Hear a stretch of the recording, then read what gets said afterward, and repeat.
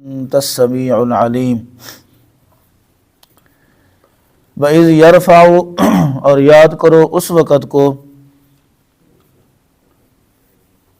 جب حضرت ابراہیم علیہ السلام بیت اللہ شریف کی دیواروں کو اس کی بنیادوں پر اٹھا رہے تھے، وَإِسماعیل، اور حضرت اسماعیل بھی ان کے ساتھ تھے۔ ربنا، ساتھ ساتھ دعا کر رہے تھے، اے ہمارے پروردگار، تقبل منا، ہم سے اس خدمت کو قبول فرما، انک انت السمیع العلیم، بے شک تو خوب سننے والا، خوب جاننے والا ہے۔ ربنا، اے ہمارے پروردگار، وجعلنا مسلمین لک، ہمیں اپنا فرما بردار بنا، مطیع بنا، تابعدار بنا، ومن ذریتنا، اور ہماری اولاد کو بھی اپنا فرما بردار تابعدار بنا، امتا مسلمتا لک، ایسی امت بنا جو تیری فرما برداری کرنے والی ہو۔ وارنا مناسکنا وتب علینا، اور ہمیں مناسک حج بھی سکھا دے، حج کا طریقہ بھی ہمیں سکھا دے، وتب علینا، اور ہماری توبہ کو قبول فرما، انک انت التواب الرحیم، بے شک تو توبہ کو خوب قبول کرنے والا ہے، بہت زیادہ رحم فرمانے والا ہے۔ بیت اللہ شریف سب سے پہلے اللہ رب العزت نے اس کائنات کے اندر جس چیز کو نازل کیا وہ بیت اللہ شریف تھا۔ ان اول بیت وضع للناس للذی ببکۃ مبارکا وہدی للعالمین، اللہ فرما رہا ہے کہ ہم نے جس چیز کو سب سے پہلے لوگوں کے لیے اس زمین پر اتارا، نازل کیا، وہ کیا تھا؟ بیت اللہ شریف تھا۔ بیت اللہ شریف کی تعمیر جو ہے یہ تقریباً 10 مرتبہ ہوئی ہے۔ سب سے پہلے اللہ رب العزت کے حکم سے اس گھر کو ملائکہ نے، فرشتوں نے نازل کیا، بنایا، تعمیر کیا۔ پھر اس کے بعد حضرت آدم علیہ السلام نے اس کو تعمیر کیا۔ تیسرے نمبر پر حضرت شیس علیہ السلام، جو حضرت آدم علیہ السلام کے بیٹے ہیں، انہوں نے تعمیر کیا۔ چوتھے نمبر پر حضرت ابراہیم علیہ السلام نے اس کو تعمیر کیا۔ پانچویں نمبر پر قوم عمالقہ، انہوں نے اس کو تعمیر کیا۔ چھٹے نمبر پر قبیلہ جرہم کے لوگوں نے اس کو تعمیر کیا۔ ساتویں نمبر پر حضرت قصی ابن کلاب رضی اللہ تعالیٰ عنہ، جو حضور علیہ السلام کے اجداد میں سے ہیں، انہوں نے اس کو تعمیر کیا۔ اور 8ویں نمبر پر قریش نے اس کو تعمیر کیا۔ 9ویں نمبر پر حضرت عبداللہ ابن زبیر رضی اللہ تعالی عنہ نے اس کو تعمیر کیا۔ اور 10ویں نمبر پر عبد الملک بن مروان جو تھا، اس کا خلیفہ لگا لیں، اس کا وزیر لگا لیں، مشیر لگا لیں، جو بھی تھا، حجاج بن یوسف نے اس کو تعمیر کیا۔ یہ 10 دفعہ بیت اللہ شریف کی تعمیر ہوئی۔ اس کی وجہ کیا تھی کہ بار بار اللہ رب العزت کا گھر منہدم ہوتا رہا، گرتا رہا۔ ایسا کیوں ہوا؟ اس کی وجہ یہ ہے کہ جس جگہ پر بیت اللہ شریف واقع ہے نا، یہ جگہ سیلاب کی گزرگاہ تھی، یہاں سے سیلاب کا پانی گزرتا تھا، اور پہاڑوں کا جو پانی ہوتا ہے، آپ لوگوں نے شاید نہیں دیکھا، ہم نے دیکھا ہوا ہے، وہ بہت تیز اس کا بہاؤ ہوتا ہے، کیونکہ بہت اونچائی سے وہ نیچے زمین پر گرتا ہے، پہاڑوں پر بارش ہوتی ہے، وہاں سے زمین پر، پھر وہ جب ایک ریلے کی شکل میں جاتا ہے نا، اس کا بہاؤ بہت تیز ہوتا ہے، جس کی وجہ سے اس کی دیواریں گرتی رہیں۔ لیکن اللہ رب العزت نے بیت اللہ شریف کی جو بنیاد رکھوائی، جو اس کی بنیادیں تھیں، جو نییں تھیں اس کی، وہ کبھی بھی آگے پیچھے نہیں ہوئی، اور 10 کے 10 مرتبہ بیت اللہ شریف کو اس کی بنیادوں کے اوپر اٹھایا گیا۔ اور حتیم کعبہ جو ہے یہ شروع کے اندر بیت اللہ شریف کے ایک ہی مطلب اس میں حجرے کے اندر شامل تھی، لیکن پھر حالات کی وجہ سے کسی نے تعمیر کیا، وہ اس وقت اس کے بعد فنڈ کی کمی تھی، اس نے چھوڑ دیا۔ یہ الگ ایک بحث ہے، یہ ایک الگ بحث ہے کہ اس طریقے سے کیوں ہوتا رہا۔ آخری مرتبہ جب اس کو تعمیر کیا گیا، حجاج بن یوسف نے یہ چاہا کہ بیت اللہ شریف کو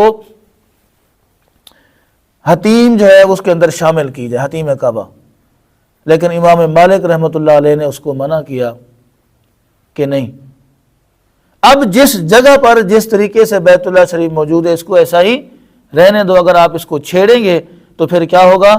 فساد کا خطرہ ہے، فتنہ کا خطرہ ہے۔ اب قیامت تک یہ بیت اللہ شریف ایسے ہی رہے گا، حتیم جو ہے بیت اللہ کے باہر رہے گی۔ مکہ مکرمہ کے اندر جو لوگ وہاں پر رہتے ہیں انہوں نے شاید وہ پہاڑ دیکھا بھی ہو، جبل مکہ کے نام سے ایک پہاڑ تھا، ابھی تقریباً وہ ختم کر دیا ہے لوگوں نے۔ جبل مکہ جو ہے پہاڑ، اس کا نام تھا مکہ۔ حضرت ابراہیم علیہ السلام اور حضرت اسماعیل علیہ السلام وہاں سے پتھر اس پہاڑ کو توڑتے اور اس کو توڑ کر ان کی بناوٹ بناتے، جیسے اینٹیں ہوتی ہیں ایسی بناوٹ بنا کے وہاں سے پتھر اٹھا کے لاتے اور پھر بیت اللہ شریف کی تعمیر فرماتے۔ یہ ایسے نہیں تھا کہ مٹیریل وہیں پر موجود تھا، بس یہ اٹھا کے لگا رہے تھے، نہیں، بلکہ پراپر طریقے سے انہوں نے کام کیا۔ جبل مکہ سے پہاڑ کو توڑ کر پتھروں کو تراش خراش کر کے وہاں سے لاتے اور بیت اللہ شریف کی تعمیر کرتے۔ تعمیر کرتے وقت حضرت ابراہیم علیہ السلام نے قیامت تک کے لوگوں کے لیے ایک درس دیا ہے کہ اگر اللہ رب العزت آپ سے کوئی نیکی کا کام لے رہا ہے تو آپ نے اس کو کیسے کرنا ہے۔ ہر وقت آپ کی زبان پر، حضرت اسماعیل کی زبان پر یہ دعا جاری تھی، ربنا تقبل منا، ربنا تقبل منا، اے ہمارے پروردگار ہم سے اس خدمت کو قبول فرما، ہماری اس کوشش کو قبول فرما۔ ریاکاری، دکھلاوا تو تصور ہی نہیں نہ ہو سکتا کہ اللہ کے نبی سے، وہ بھی خلیل، ایک طرف خلیل ہو دوسری طرف ذبیح ہو، اللہ کی راہ میں قربان ہونے والا، وہ ریاکاری کریں گے، یہ تو تصور ہی نہیں ہو سکتا، سوال ہی پیدا نہیں ہوتا۔ لیکن پھر بھی وہ کیا کہہ رہے ہیں؟ ربنا تقبل منا، اے ہمارے پروردگار ہم سے قبول فرما۔ ہم کیا کرتے ہیں؟ پہلی بات تو یہ ہے کہ ہمیں نیکی کی توفیق ملتی ہی کم ہے، اگر ملے تو اس کا پراپر طریقے سے باقاعدہ طور پر پورا پرچار کرتے ہیں، لوگ تیار ہوتے ہیں، وہ بتاتے ہیں کہ جی فلاں چودھری صاحب نے یہ کام کرایا، اور باقاعدہ جا کر محفلوں کے اندر، مجلسوں کے اندر اس کا ذکر کیا جاتا ہے۔ آج کل تو چھوٹی سی پوسٹ بناؤ اور اس کو جو ہے نا فیس بک پہ، سوشل میڈیا پہ لگاؤ، وہ جو گھنٹوں کا کام ہے وہ منٹوں میں ہوتا ہے، دنوں کا کام گھنٹوں میں ہوتا ہے، ہفتوں کا کام دنوں میں، مہینوں کا ہفتوں میں، اور سالوں کا مہینوں میں ہو جاتا ہے۔ اللہ رب العزت یہ چاہتا ہے کہ اگر اس کے لیے تم نے کام کیا ہے تو حضور علیہ السلام نے ارشاد فرمایا، الید العلیٰ خیر من الید السفلی، اس انداز سے کرو اگر سیدھے ہاتھ سے تم نے کام کیا ہے تو بائیں ہاتھ کو پتہ نہ چلے۔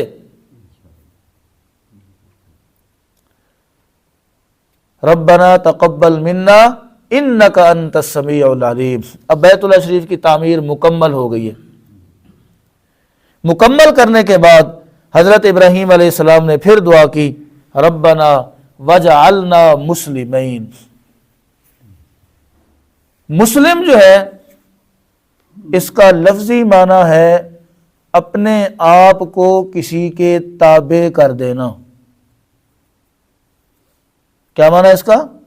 اپنے آپ کو کسی کے تابع کر دینا۔ مسلمان کو مسلمان اس لیے کہا جاتا ہے کہ مسلمان نے جب کلمہ پڑھ لیا، اب اس کے وجود پر مسلمان کا اپنا ذاتی کوئی حق باقی نہیں رہتا. اب اس نے اٹھنا ہے، بیٹھنا ہے، کھانا ہے، پینا ہے، سونا ہے، جاگنا ہے، کاروبار کرنا ہے، معاملات طے کرنے کسی کے ساتھ، جو بھی کرنا ہے وہ کیسے ہونا چاہیے؟ شریعت کے مطابق، اللہ اور اس کے رسول صلی اللہ علیہ وسلم کے بتائے ہوئے فرمان کے مطابق. یہ ہے مسلم کا معنی. مسلمان کو مسلمان اس لیے کہا جاتا ہے کہ اس نے اپنا آپ کس کے حوالے کر دیا؟ اللہ اور اس کے رسول صلی اللہ علیہ وسلم کے حوالے کر دیا. اب حضرت ابراہیم بھی ہی دعا کریں، یا اللہ ہمیں اپنا فرما بردار بنا دے. ربنا وجعلنا مسلمین لک، ہمیں ایسا بنا کہ ہم تیری پیروی کرنے والے ہوں، تیری فرما برداری کرنے والے ہوں، تیری اطاعت گزاری کرنے والے ہوں. اب اگلا طریقہ یہ بتایا کہ اپنے لیے مانگنے کے بعد اب کس کے لیے مانگنا ہے؟ وذریتنا، اپنی اولاد کے لیے دعائیں مانگنا، نیک دعائیں مانگنا، اچھی دعائیں مانگنا ماں باپ کی ذمہ داری ہے. ماں باپ کی ذمہ داری ہے. اولاد کے لیے مانگ لی. آگے فرمایا وَأُمَّةً مُسْلِمَةً لَكَ، اب رہتی دنیا تک جو بھی لوگ آئیں گے ان کے لیے بھی آپ نے ساتھ ہی دعا مانگ لی. اللہ زیادہ سے زیادہ لوگوں کو کیا کرنا؟ اپنا فرما بردار بنانا، اپنا مطیع بنانا، اپنا تابعدار بنانا. اب یہ دعا کرنے کے بعد دعا کیا اللہ وَأَرِنَا مَنَاسِكَنَا وَتُبْ عَلَيْنَا إِنَّكَ أَنْتَ التَّوَّابُ الرَّحِيمُ. یا اللہ ہمیں مناسک حج بھی سکھا دے، مناسک حج بھی سکھا دے. اللہ رب العزت نے حضرت جبرائیل علیہ السلام کو بھیجا، وہ آئے اور انہوں نے حضرت ابراہیم علیہ السلام کو ساتھ لیا. پورا حج کا طریقہ ساتھ مل کر حج کیا اور حج کا طریقہ سکھایا. مقام عرفات سے جب واپس آئے 10 ذی الحج کو حضرت ابراہیم علیہ السلام کے سامنے شیطان ظاہر ہوا باقاعدہ طور پر. شیطان کیا ہوا؟ ظاہر ہوا. تو حضرت جبرائیل نے کہا کہ اے خلیل اس کو کنکر ماریے. حضرت ابراہیم علیہ السلام نے 10 ذی الحج کو شیطان کو کنکر مارے، 11 کو پھر شیطان ظاہر ہوا، آپ نے پھر کنکر مارے، 12 کو پھر شیطان ہوا، پھر آپ نے کنکر مارے. 3 دن تک حضرت ابراہیم علیہ السلام نے شیطان کو کنکر مارے. اس کے بعد جبل سبیر پہاڑ ہے، اللہ کے حکم سے حضرت ابراہیم علیہ السلام اس پر چڑھے، اور چڑھنے کے بعد وَأَذِّن فِي النَّاسِ، اللہ نے کہا نا کہ اب لوگوں کو دعوت دیجئے، لوگوں کو اس گھر کی طرف بلائیے، اعلان کیجئے، لوگ دور دور تک چل کر آئیں گے. 17ویں سپارے کے اندر ہے سورۃ الحج کے اندر. حضرت ابراہیم علیہ السلام نے اس پہاڑ کے اوپر چڑھ کر اعلان کیا، اے وہ لوگوں جن کے دلوں میں رائی کے دانے کے برابر بھی ایمان ہے، میں تمہیں اللہ کے گھر کی طرف بلا رہا ہوں، آ جاؤ. تمہیں کیا ہو گیا؟ تم کیوں نہیں آتے؟ تو روایات میں آتا ہے حضرت ابراہیم نے جبل سبیر پر کھڑے ہو کر اعلان کیا، اللہ نے پوری کائنات کے اندر آپ کا اعلان سنوا دیا. اللہ نے ہوا کو آپ کے مسخر کیا، تابع کیا، اور ہوا نے آپ علیہ السلام کی آواز کو اٹھایا اور پوری کائنات کے کونے کونے تک ہر بندے نے حضرت ابراہیم کے اعلان کو سنا. اور اس کے بعد لوگ دور دراز علاقوں سے حج کے لیے آنے لگے.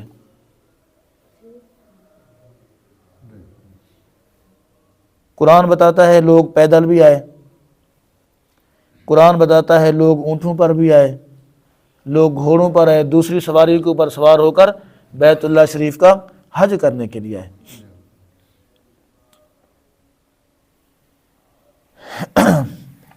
پھر حج جب کر لیا نا، آپ نے پھر دعا کی وَتُبْ عَلَيْنَا، یا اللہ ہمیں معاف بھی کر دے. توبہ کی آپ نے، ہمیں معاف بھی کر دے. نبی نے کیا گناہ کرنا ہے، نبی نے کیا توبہ کرنی ہے، ہمیں درس دیا جا رہا ہے کہ عبادات کا سلیقہ کیا ہے، عبادات کا طریقہ کیا ہے، عبادات کیسے ہونے چاہیے، یہ ہمیں بتایا جا رہا ہے۔ اِنَّكَ أَنْتَ التَّوَّابُ الرَّحِيمُ، جب اللہ سے معافی مانگو، جب اللہ کے سامنے توبہ کرو، اپنے آپ کو پیش کرو، تو اللہ کی اس صفت کو ضرور یاد کرو، یا اللہ تو تواب بھی ہے، تو رحیم بھی ہے۔ تواب کا معنی کیا ہے؟ بہت زیادہ، اس میں مبالغہ کا صیغہ ہے، بہت زیادہ توبہ کو قبول کرنے والا، اور رحیم بہت زیادہ رحم فرمانے والا۔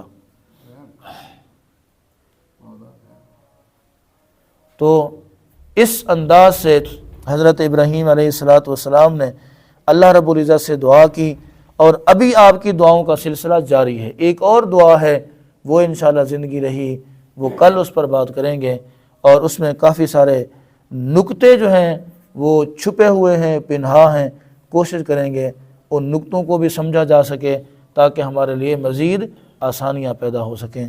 اللہ رب العزت سے دعا ہے اللہ تعالیٰ مجھے آپ کو عمل کرنے کی توفیق عطا فرمائے۔ وآخر دعوانا ان الحمد للہ رب العالمین۔